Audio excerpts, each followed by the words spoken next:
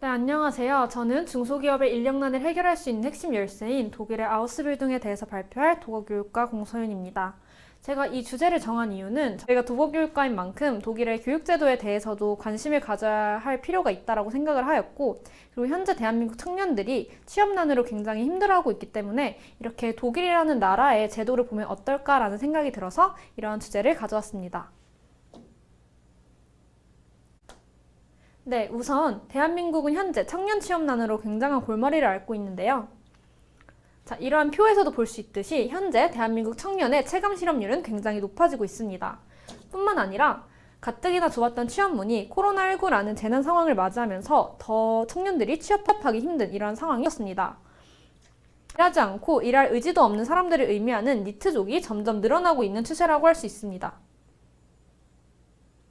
자, 그렇다면 저희가 이번에는 중소기업으로 그 시선을 돌려야 할 필요가 있는데요.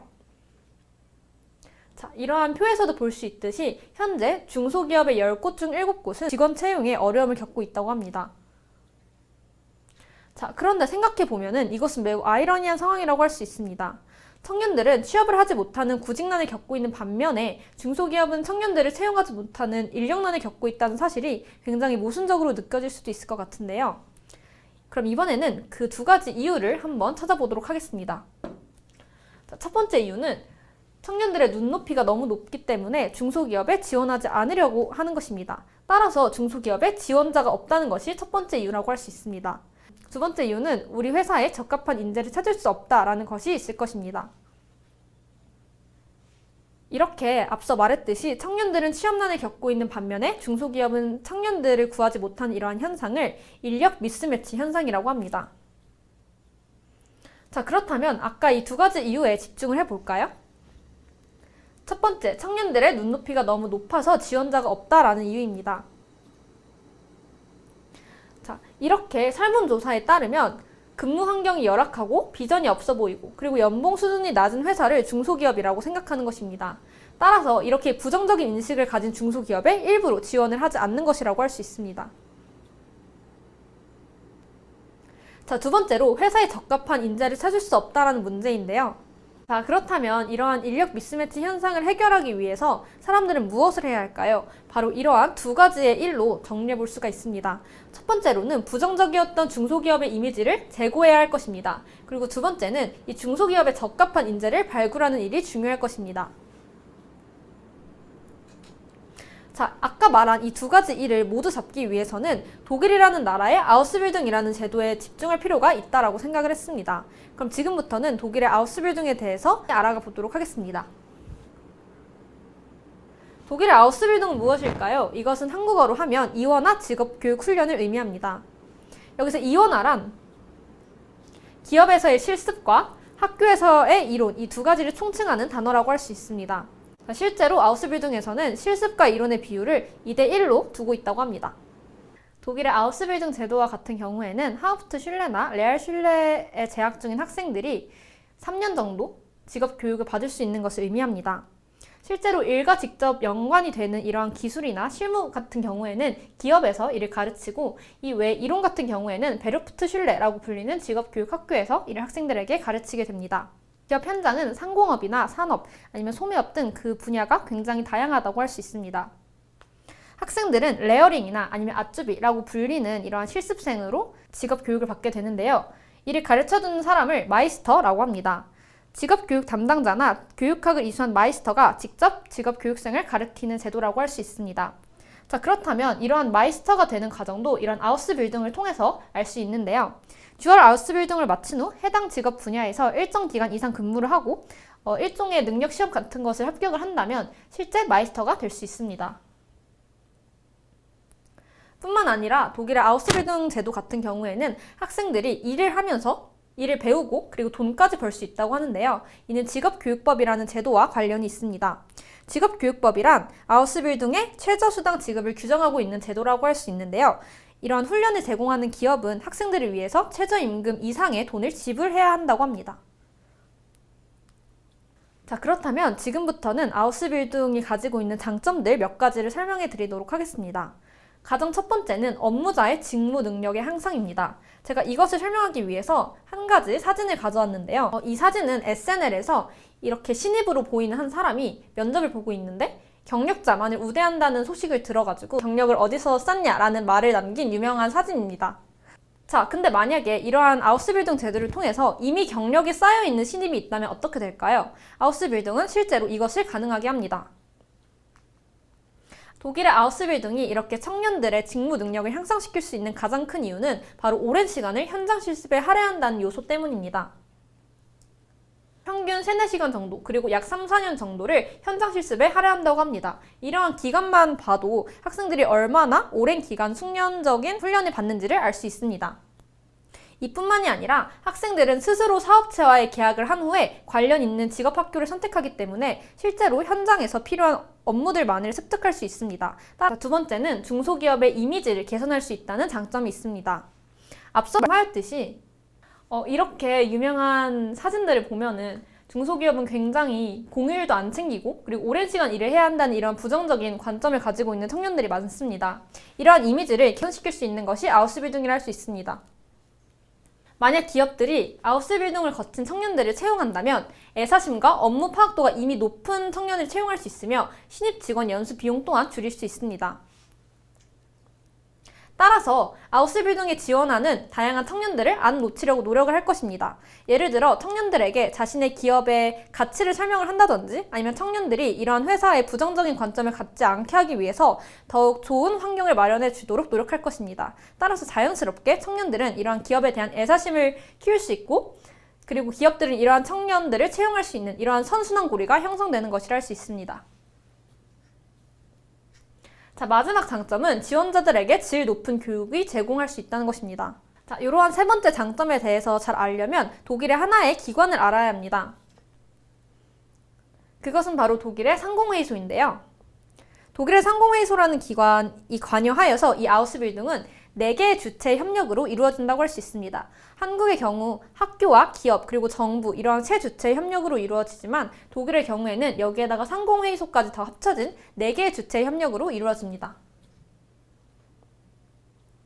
또한 독일 아우스빌딩의 특징은 교육부가 적게 관할하는 대신에 노동청이 깊게 관할할 수 있습니다. 따라서 더욱 청년들에게 필요한 것을 제공할 수 있으며 이 노동청은 앞서 말해드린 기관인 상공회의소에 이 역할을 위임하기 때문에 더욱 전문적인 교육이 가능합니다. 자, 그렇다면 이번에는 상공회의소가 하는 역할을 알아볼까요? 자, 앞서 말한 이 4주체의 협력인데요. 상공회의소의 경우 풍부한 현장 경력과 지식평가 등 각종 기준을 통과해야만 할 수 있는 교원을 채용하여서 수습생들은 질 높은 교육을 받을 수 있습니다. 또한 상공회의소는 규모가 작은 중소기업에게 지원을 하며 기업과 수습생 간의 긍정적인 관계 형성을 돕고 있는 기관이라고 할 수 있습니다. 자, 이렇게 지금까지 말씀드린 이 3가지 장점이 바로 아우스빌딩을 진행해야 하는 이유라고 할 수 있습니다. 그렇다면 현재 한국에서는 이러한 아우스빌딩에 대해 어떤 입장을 보이고 있을까요? 사실은 한국에서도 이미 이러한 독일의 아우스빌딩 제도가 한국으로 넘어와 이미 시행이 되었습니다. 실제로 포르쉐 코리아라는 기업은 지난 2017년에 독일의 아우스빌딩을 도입하여서 자동차 정비와 도장, 판금 등의 3가지 분야의 프로그램을 진행 중이라고 합니다. 포르쉐 코리아는 자동차 정비 분야인 아우토 메카트로니카라는 과정에 참여하는데요. 포르쉐는 이러한 아우스빌딩의 참여를 통해서 재능 있는 인재를 선발할 뿐만 아니라 브랜드의 정통 기술력을 갖춘 전문 엔지니어로 성장할 수 있는 현장 교육 프로그램을 제공한다고 합니다. 이 또한 앞서 말했듯이 실무 70% 그리고 이론 30%로 이루어져 있기 때문에 수습생들이 더욱 기업에 기여할 수 있도록 하는 이러한 교육 현장을 제공하고 있다고 합니다. 자, 그렇다면 한국에도 이러한 독일의 아우스빌딩의 제도를 도입하면 참 좋을 텐데요. 그러나 아직까지는 한국과 독일의 환경이 매우 다르기 때문에 이에 대해서 추후 논의가 필요하다고 합니다. 예를 들어서 한국의 또 특성화고나 마이스터고와 같이 기업에서의 실무와 이론을 둘 다 배울 수 있는 장소가 존재하긴 하지만 한국의 경우는 학교 중심의 직업교육이라고 합니다. 반면 독일의 아우스빌딩의 경우 현장 중심의 직업교육이기 때문에 한국 또한 이런 학교 중심에서 현장 중심의 직업교육으로 바뀌어야 할 필요성이 있다고 생각합니다. 뿐만 아니라 이 기업의 참여도 또한 굉장히 중요한데요. 한국의 경우 이러한 직업교육 훈련에 기업이 참여하는 경우는 매우 낮다고 합니다. 반면에 독일의 경우에는 이런 기업 참여도가 굉장히 높기 때문에 기업과 학생 간에 더 긍정적인 관계를 형성할 수 있다고 합니다. 가장 중요한 것은 인식 차이의 존재인데요. 솔직히 생각을 해보면 한국에는 아직까지 특성화고나 마이스터고라고 말을 들었을 때 부정적인 시선을 가진 어른들이 많다고 합니다. 실제로 독일 같은 경우에는 직업 간의 위계 질서가 굉장히 낮고 모두 다 평등한 직업으로 보는 반면에 한국의 경우는 뭔가 기술직이나 아니면 공장에서 일하는 것 이런 것들을 굉장히 부정적인 시선으로 바라보는 경우가 많습니다. 따라서 한국의 더 질 높은 직업 교육을 위해서는 이러한 국민들의 인식 수준부터 개선되어야 할 것입니다. 다음은 자료조사를 하던 중 발견하게 된 사이트에 대해서 말씀드리려고 합니다. 바로 이 사이트라고 할 수 있는데요. 여기에 보이는 이 아우스빌딩을 선택을 하면 아우스빌딩에 대한 다양한 정보를 확인해 볼 수 있습니다. 우선 Was ist Ausbildung이라는 것을 선택하면 아우스빌딩이 무엇인지에 대한 상세한 설명이 나오고 있습니다. 뿐만 아니라 운설의 파트너라는 우리와 협력하고 있는 이 파트너 관계인 기업들을 선택을 하면 이렇게 다양한 기업들의 종류를 볼 수 있습니다. 그리고 현재 아우스빌딩을 시행 중인 이러한 대학교에 대한 설명도 볼 수 있으며 아우스빌딩 스토리를 선택한다면 피어맨 피드백과 아쯔비 피드백이 있습니다. 제가 아까 말씀드렸듯이 이 아우스빌딩에 참여한 학생들은 아쯔비라고 불리는데요. 이렇게 실습생들이 직접 느낀 점들을 볼 수 있으며 실제로 이 아우스빌딩에 참여하는 회사들의 피드백 또한 볼 수 있습니다. 아우스빌딩에 참여하기 위한 자격은 무엇인지, 그리고 이 멘토들이 제공하는 피드백은 무엇인지 등 다양한 정보를 이 사이트에서 확인해 볼 수 있으므로 혹시 이런 아우스빌딩에 관심이 있으신 분들은 이 사이트에 한번 들어가서 다양한 정보를 확인해 보시는 것도 좋을 것 같습니다. 저는 아우스빌딩이라는 제도가 결과적으로 모든 이해 관계자들한테 이익을 주는 좋은 제도라고 생각을 했습니다. 직접 교육하는 기업들은 미래의 전문 인력을 확보한다는 장점이 있고, 그리고 이러한 지원자들의 능력 그리고 자격이 자신들의 중소기업이 필요로 하는 업무 요건과 정확히 충족되는지를 알아볼 수 있습니다.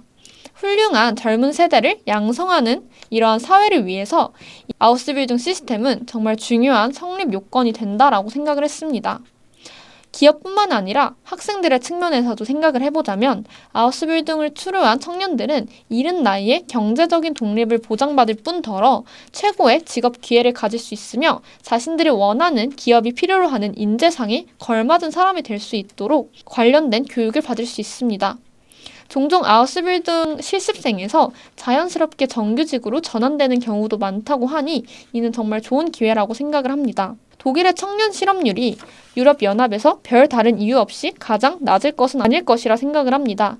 국제적으로 비교해 보았을 때, 그리고 한국과도 비교해 보았을 때 이 아우스빌딩 시스템은 청년층들 그리고 젊은 세대를 노동시장에 유입시키고 통합시키는 가장 좋은 모델일 것이라고 생각을 했습니다. 앞서도 말씀드렸듯이 물론 재빠르게 무조건적인 이러한 아우스빌딩 제도의 도입은 힘들 수 있습니다. 그러나 이런 아우스빌딩의 제도가 무엇인지 알아보고 이를 한국에 도입시키면 어떨까라는 충분한 논의가 이루어진 이후에 이러한 아우스빌딩에 대한 생각을 해보는 것도 정말 좋을 것이라고 생각을 했습니다. 다음은 제가 이 발표에 참고한 참고 문헌입니다. 네, 지금까지 독일 아우스빌딩에 대한 발표였습니다. 들어주셔서 감사합니다.